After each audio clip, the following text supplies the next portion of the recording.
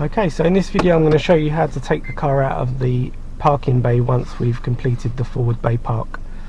So it's the same as when we reversed it in. We need to keep the car speed nice and slow and steer quickly as we come out. For the purposes of this video, I'm going to reverse it out to the left.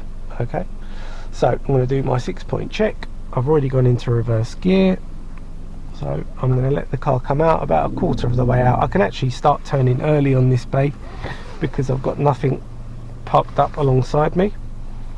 I've gone straight to full lock. Just going to help it along slightly, and then when it looks like it's about to line up to a 90-degree angle, then I can start straightening up. So I'm slowing the car down now because I'm nearly there. If I look in that mirror there, I can see I'm nearly aligned to the bays on the left, and then when I look in the camera I can see that I'm aligned to the bays on the right. So I can now start to straighten the wheel 1.5 times.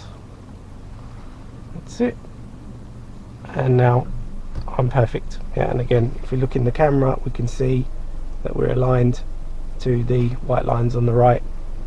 If I look in the mirror here, I'm aligned perfectly to the bays on the right there, and then aligned to the bays on the left. So you see they're all nice and parallel to me right now, which is exactly what I wanted.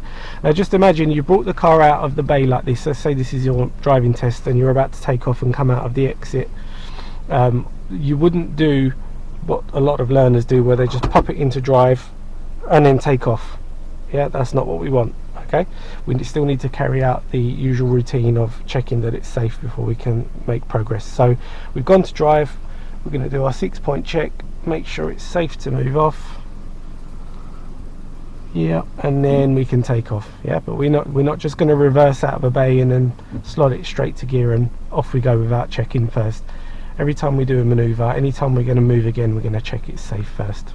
Okay, so I hope you found that helpful, and I'll see you again in the next video.